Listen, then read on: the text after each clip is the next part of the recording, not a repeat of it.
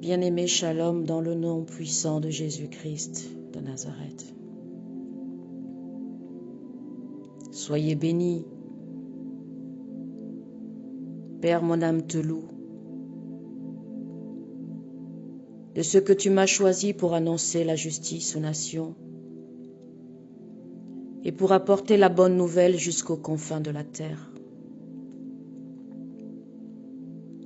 Merci Seigneur pour les auditeurs. Merci pour la grâce en ce mois prophétique. Nous allons immoler la Pâque dans le livre de Matthieu, chapitre 26, versets 26 à 29.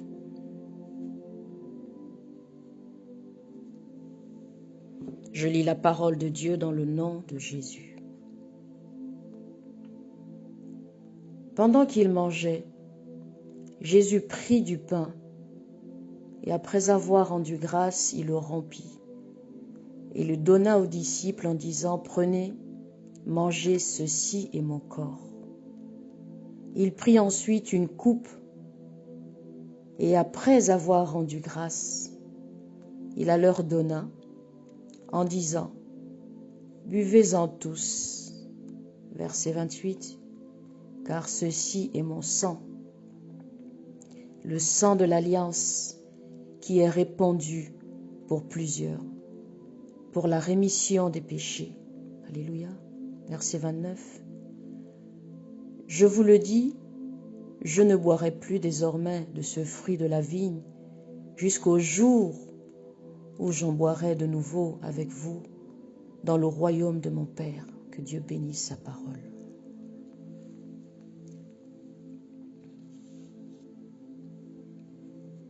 Pâques. Le mot Pâques, bien-aimé. En grec, Pacha,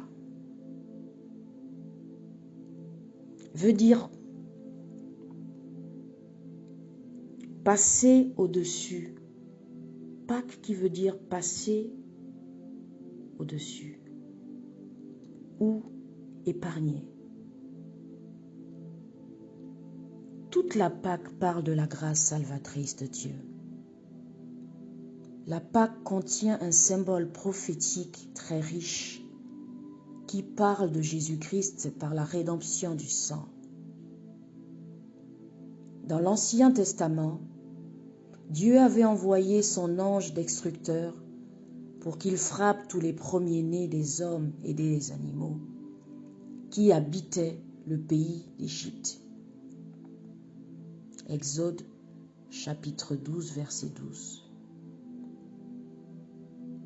Alors comment allaient-ils donc échapper à l'ange destructeur, habitant eux-mêmes en Égypte, le peuple de Dieu? Chaque famille devait prendre un agneau mâle âgé d'1 an, sans défaut, et le tuer. Une partie du sang de l'agneau égorgé devait être recueillie, puis apposée de chaque côté de l'encadrement de la porte, ainsi qu'au-dessus de celle-ci. Ainsi, quand l'ange destructeur passerait dans le pays, il verrait le sang et passerait au-dessus de la porte. D'où le mot Pâques. Passer au-dessus ou épargner. Bien-aimé, passer au-dessus ou épargner. Le mot Pâques, la signification du mot Pâques. Alléluia. C'est grâce au sang de l'agneau que les Israélites ont été sauvés du jugement de mort qui a frappé tous les premiers-nés d'Égypte.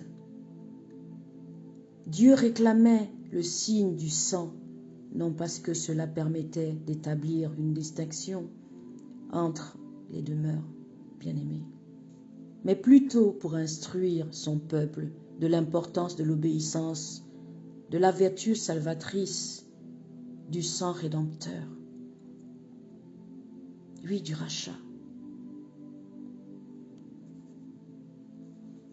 Tous ces événements préparaient le chemin pour que paraisse l'agneau de Dieu, qui des siècles plus tard ôterait les péchés du monde. Jean chapitre 1er, verset 29. L'Ancien Testament nous enseigne que la Pâque est un moyen pour les parents d'enseigner à leurs enfants comment Dieu a racheté Israël de l'esclavage et du péché pour faire d'eux un peuple mis à part. Alléluia. Dans le Nouveau Testament, nous devons comprendre que Jésus, durant son ministère terrenal, comme tous les Juifs célébraient Pâques avec ses disciples à Jérusalem, la Bible parle de peu avant la crucifixion. Matthieu chapitre 26. Bien-aimés, si Dieu a conduit les Israélites hors d'Égypte, ce n'est pas parce qu'ils le méritaient, mais simplement parce qu'il les aimait et parce qu'il était fidèle à son alliance. Aujourd'hui, le Seigneur n'a pas changé. Il aimerait changer ton statut. De même, le salut que nous recevons en Christ nous vient par le moyen de la grâce extraordinaire de Dieu. L'étymologie, la racine même du mot Pâques, est une résurrection pour le croyant. L'application du sang de l'agneau sacrifié sur l'encadrement de la porte de chaque maison avait pour but de sauver la vie des premiers-nés israélites. Ce sang nous parle de celui que Christ a versé sur la croix pour nous sauver de la mort et de la colère que Dieu éprouvait à l'égard du péché. Hébreux chapitre 9, verset 22. Amen.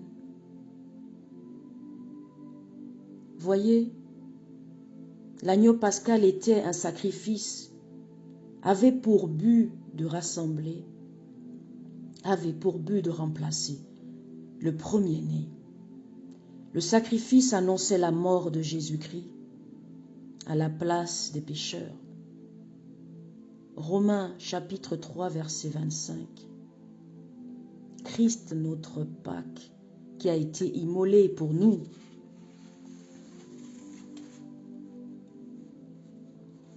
Amen.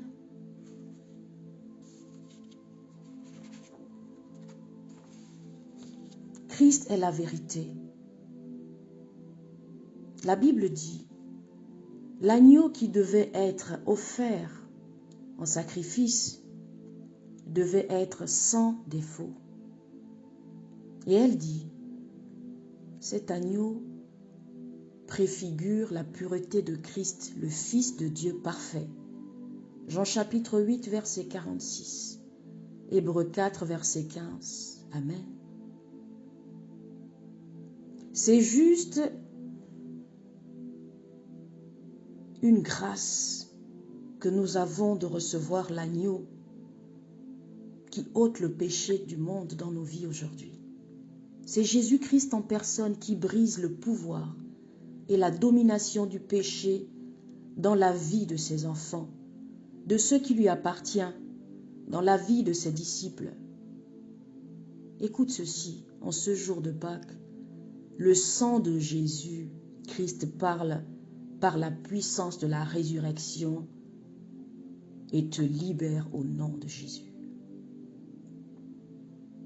Toi qui m'écoutes et qui pêches de manière habituelle, tu es encore esclave du péché et de la justice et de l'injustice et appartiens donc toujours à Satan. 1 Jean 3, verset 6. La bonne nouvelle, bien-aimés, est que par Christ, le ressuscité, nous avons la vie. En s'unissant à Christ dans sa mort et sa résurrection, ceux qui sont sincères seront libérés. En ce mois prophétique, si tu es sincère, tu es libre. La Bible dit, la vérité vous rendra libre. Christ est la vérité, Église. La Bible dit, la participation au repas pascal montrait que la communauté israélite s'identifiait à la mort de l'agneau qui les sauvait de la mort physique. De même, lorsque Jésus a rompu le pain en disant « Prenez, mangez, ceci est mon corps », de même notre participation au repas du Seigneur montre que nous nous identifions à Christ dans sa mort qui nous délivre de la mort spirituelle. 1 Corinthiens 10, versets 16 à 17. 1 Corinthiens chapitre 11, versets 24 à 26. Il n'y a plus de sacrifice. Christ mort à la croix eut une pleine efficacité. Le repas du Seigneur est une commémoration que nous célébrons en mémoire de lui. 1 Corinthiens 11, verset 24.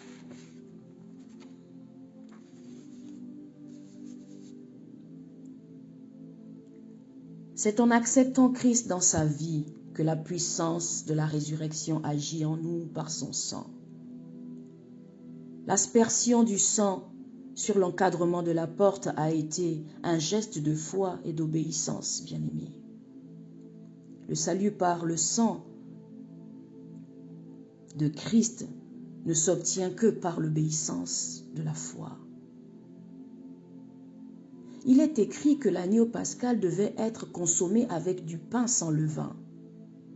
Et le levain est représenté dans la Bible par le péché. Le levain symbolise la corruption. Exode chapitre 13, verset 7. Matthieu chapitre 16, verset 6. Marc chapitre 8, verset 15. Écoutez, le pain sans levain représentait donc la séparation des rachetés, délivrés de l'esclavage d'Égypte, c'est-à-dire du monde et du péché. Bien-aimé, je t'exhorte à sortir du monde, car Dieu connaît et aime ses enfants. Sache que cette affection particulière est une fidélité, est une sollicitude constante à notre égard. Jésus-Christ est vivant. Ton nom est gravé sur les paumes de ses mains. Ésaïe 49, versets 14 à 17. Il ne t'oublie jamais, car ses yeux veillent constamment sur son temple. 1 Corinthiens 3, verset 16. Oui, bien-aimé, ce temple que tu es, afin de t'assurer que toute chose concourt à ton bien. Romains 8, verset 28. Que Dieu bénisse sa parole.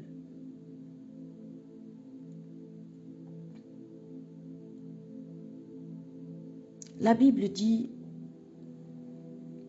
vous connaîtrez la vérité vous affranchira. J'ai coutume de dire, le manque de science n'est bon pour personne. En ce qui concerne la connaissance humaine, de nombreuses choses sont vraies, telles que les célébrations des fêtes sur terre. Bien-aimés, je voudrais dire ceci en ce mois prophétique. Il n'existe qu'une seule vérité qui passe qui puisse délivrer, qui puisse libérer les gens aujourd'hui du péché, donc de l'esclavage, de la destruction et de l'emprise de Satan. C'est la vérité de Jésus-Christ que l'on trouve dans la parole de Dieu. Alléluia.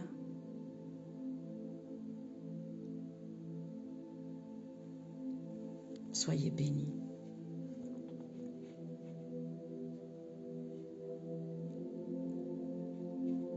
Père, je te loue. Je te loue. Je déclare ce matin par la puissance de la résurrection, dans la vie de toute personne qui recevra ce message, qui entendra ce message, qui écoutera ce message, par la puissance de la résurrection. Que cette vérité le rende libre, que la parole de Dieu vous rende libre. J'appelle à la parole de Dieu dans la vie des auditeurs ce matin. J'appelle à la parole de Dieu dans la vie des auditeurs ce matin, car Christ est la parole. Il est la vie éternelle. Dans le nom de Jésus-Christ.